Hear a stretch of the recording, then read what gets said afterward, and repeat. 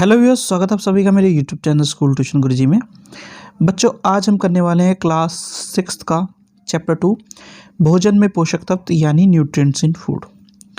तो बच्चों, जब हम बात करते हैं न्यूट्रिएंट्स की, तो न्यूट्रिएंट्स बेसिकली हम बात करते हैं बच्चों carbohydrate, protein, fat, vitamin, minerals, fibre और वाटर की। यानी कार्बोहाइड्रेट, प्रोटीन, वसा, विटामिन, खनिज, लवण की। ये हमारे शरीर में ऊर्जा प्रदान करते हैं, हमारे शरीर को स्वस्थ रखने में मदद करते हैं, हमारे शरीर के अलग अलग बीमारियों से बचाने में मदद करते हैं बच्चों। नीचे चलिए देख लेते हैं इनके बारे में। तो नीचे जब हम देखेंगे बच्चों तो क्या मिलेगा? सबसे पहले मिलेगा हमें कार्बोहाइड्रेट। कार्बोहाइड्रेट क्या करता है बच्चों? ये वो भोज्य पदार्थ होते हैं या वो फूड सोर्सेज होते हैं जो हमें एनर्जी प्रोवाइड करते हैं। जैसे आपका बनाना हो गया, शुगर केन हो गया, चपाती हो गया, इस तरह की चीज़ें बच्चे। फिर प्रोटीन बच्चों। प्रोटीन क्या करता है बच्चों? हमारे शरीर में वृद्धि करने का काम आता है, यानी for the growth of and development of body ये ज़रूरी होता है। ये मिल्क और चिकन जैसे सोर्सेज में मिलता है बच्चों। फिर है वसा या फैट। जो फैट की बात करते हैं, वसा की बात करते हैं बच्चों, तो ये कार्बोहाइड्रेट जैसे ही हमें ऊर्जा प्रदान करता है, लेकिन थोड़ी ज़्यादा मात्रा में ऊर्जा प्रदान करता है इन कंपैरिजन टू कार्बोहाइड्रेट बच्चों। जैसे कि मछली हो गया, पनीर हो गया, घी हो गया, तेल हो गया, इस तरह की चीज़ों में मिलता है बच्चों। अब बात आती है बच्चों विटामिन्स की। तो विटामिन्स क्या करते हैं? हमारे शरीर को सामान्य रूप से चलाने में मदद करते हैं। ये अलग अलग सोर्सेज से हमें मिलते हैं। जैसे कि आपने विटामिन सी का एक सोर्स सुना होगा, साइट्रस फ्रूट्स जो होते हैं, यानी कि खट्टे जो फल होते हैं उससे हमें ये मिलता है। ठीक है बच्चों। फिर बात करते हैं मिनरल या खनिज लवण की बच्चों। ये क्या करते हैं? हमारे शरीर को अच्छी तरीके से जीने में सहायता करते हैं। बस मेन काम इनका यही होता है। जैसे आप एक गोली लेते हैं आयरन की बच्चों, तो वो क्या है? खनिज लवण के अंदर आता है बच्चों। फिर आपका बच्चों फाइबर या रेशे जो होते हैं, ये क्या करते हैं? ये हमारे शरीर को स्वस्थ रखने तथा हमारे जो पाचन तंत्र है उसे साफ रखने में मदद करते हैं। ठीक है बच्चों। इसमें ज़्यादातर आपके जो ग्रीन प्लांट्स होते हैं उनसे जो हमें चीज़ें मिलती हैं, जैसे आपका कैरेट हो गया, मटर हो गया, स्पिनिच या पालक हो गया, इस तरह की चीज़ें आपको फ़ायदेमंद लगेंगी बच्चों उसमें। फिर है वाटर बच्चों। अब वाटर क्या करता है? पानी जो हमारा शरीर में तापमान का नियंत्रण का काम होता है उसे करने में मदद करता है बच्चों। यानी कि बॉडी के टेम्परेचर मेंटेनेंस के लिए ये बहुत ज़रूरी है बच्चों। अब ये हर तरह की चीज़ों से, पानी के अलावा हर तरह की चीज़ों से मिल सकता है, जैसे खीरा हो गया, टमाटर हो गया आपका। ठीक है बच्चों। अब छोटे छोटे क्वेश्चन दिए इसमें, ज़रा देख लेते हैं। पानी, वाटर क्या करता है बच्चों? आपका स्टेबलाइज बॉडी टेम्परेचर बच्चों। फिर खनिज क्या करता है? मिनरल्स क्या करता है बच्चों? मिनरल्स हमारे शरीर में क्या करता है? जीवन को सुरक्षित रखने में कार्य करता है। ठीक है बच्चों।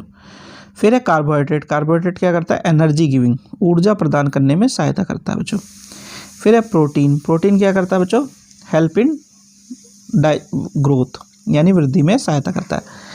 रेशे या फाइबर क्या करता है बच्चों? ना हजम होने वाली चीज़ें, कैन नॉट बी डाइजेस्टेड। ठीक है बच्चों। चलिए आगे बढ़ते हैं। अब जब आगे बढ़ेंगे बच्चों तो हम कंपोनेंट ऑफ फूड्स में दो चीज़ों को पढ़ना है हमें।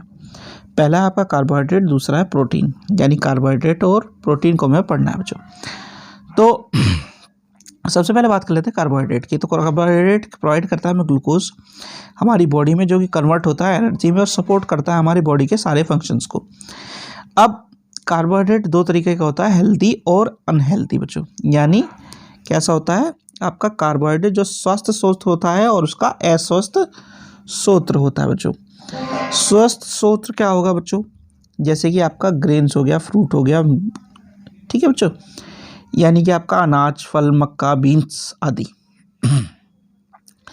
फिर कार्बोहाइड्रेट के अस्वस्थ सोर्स यानी अनहेल्दी सोर्सेज ऑफ कार्बोहाइड्रेट।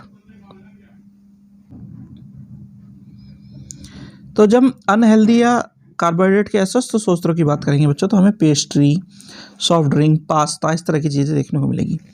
अब बात करते हैं बच्चों प्रोटीन की। तो प्रोटीन जो है डाइट, जो हमारी थ्रू आउट जो बॉडी है उसे की मसल्स को, बोन्स को, स्किन को, हेयर को, मतलब पूरी बॉडी को बनाने में काम आता है। महत्वपूर्ण इंग्रेडिएंट बोल लीजिए, आहार बोल लीजिए है। इसीलिए हम क्या बोलते हैं कि ये शरीर की वृद्धि या बॉडी की डेवलपमेंट में काम आता है बच्चों। अब एक निश्चित मात्रा में हर किसी को प्रोटीन की आवश्यकता होती है बच्चों। अब ये कहाँ से मिलता है बच्चों में?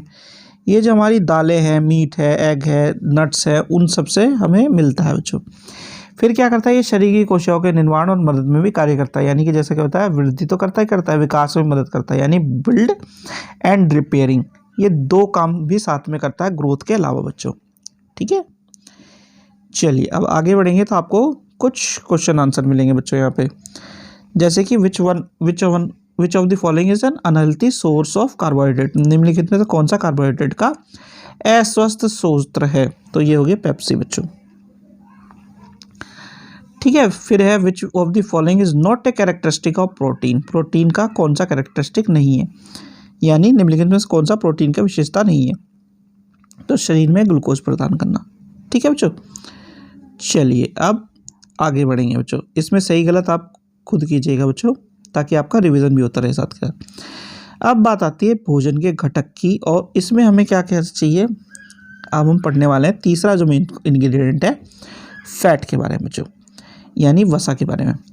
तो वसा हमारे भोजन का एक ऐसा महत्वपूर्ण अंग है बच्चों, जो कार्बोहाइड्रेट के अलावा हमें ऊर्जा प्रदान करने में सहायता करता है, और शरीर में जो अतिरिक्त वसा के जो होता है वो जमा हो जाता है, वो नुकसानदायक होता है, यानी ऊर्जा तो हमें प्रदान करता है, लेकिन अगर ये जमा हो जाए हमारे शरीर में तो ये नुकसानदायक भी होता है बच्चों। तो इसीलिए बोलते हैं बच्चों क्या, कि वसा हमारे शरीर में जमा होता है, और ये कुछ जीव जैसे जो गिलहरी वगैरह होते हैं उसमें सुव्यवस्था से चला भी जाता है, लेकिन इंसान जो होता है उसमें वसा जो जमा होता है एक बड़ी ऊर्जा का स्रोत होता है, जिसके द्वारा वो लंबे समय तक बिना खाए रह सकता है, लेकिन अगर ये ज़्यादा मात्रा में जमा होने लगे तो नुकसानदायक होता है बच्चों। अब इसको हम दो भागों में बांट सकते हैं बच्चों, कि एनिमल फैट यानी जंतु वसा सूत्र, और प्लांट फैट यानी पादप वसा सूत्र बच्चों। अब इस तरह के सूत्र आपको, जैसे कि कॉड लिवर ऑयल हो गया, बटर हो गया, घी हो गया, चीज़ हो गया, ये सारे के सारे कहाँ से मिलते हैं बच्चों, आपको जंतुओं से मिलते हैं। अब पादप वसा सूत्र की बात करें तो आपका मूंगफली हो गया, सोयाबीन हो गया, सूरजमुखी वाला हो गया, नारियल का तेल हो गया, जैतून का तेल हो गया, है ना, तेल जो होते हैं वो सारे के सारे इस तरीके से मिलते हैं। अब बात आती है इसके टेस्ट की बच्चों, इसमें अब आपको जो टेस्ट है द प्रेजेंस वसा की उपस्थिति को कैसे दर्शा सकते हैं या कैसे समझ सकते हैं, तो उसके लिए आपको एक छोटा सा क्रियाकलाप करना है कि आपको एक पेपर लेना है, प्लेन पेपर, और उस पर क्या करना है बच्चों, उस पर जो आपका सोर्स है फैट का, जो सोर्स आप ले रहे हो उसे रगड़ना है। जब आप रगड़ेंगे तो वो ग्रीसी हो जाएगा, यानी हल्का सा ट्रांसपेरेंट सा हो जाएगा। अगर वो तेलीय हो जाता है और पराभासी हो जाता है, यानी कि ट्रांसपेरेंट हो जाता है, तो हम क्या कह देंगे कि वो कैसा है बच्चों, वो हो गया आपका फैट का सोर्स। अब इसमें भी आपको गुड और बैड दो तरह के सोर्स मिलेंगे बच्चों। नेचुरल फूड जो हो गया आपका, जो कि एनिमल फैट से मिले या फिर एडिबल जो प्लांट फैट है उससे मिले, यानी कि जंतु वसा सोर्स से मिले या पादप सोर्स से मिले, वो हो गया आपका अच्छे वाला सूत्र। और जो आपका जंक फूड से जितना भी सोर्स मिलता है वो होता है बैड फैट बच्चों। ठीक है, नीचे कुछ बेसिक क्वेश्चन आंसर दिए हुए आपको, वो रिवीजन में कर सकते हैं बच्चों। तो बच्चों ये वाला पार्ट हो गया कंप्लीट। आशा करता हूँ आपको वीडियो अच्छी लगी होगी। अगर वीडियो अच्छी लगी हो तो चैनल को सब्सक्राइब करें, वीडियो को लाइक करें, शेयर करें। Thank you.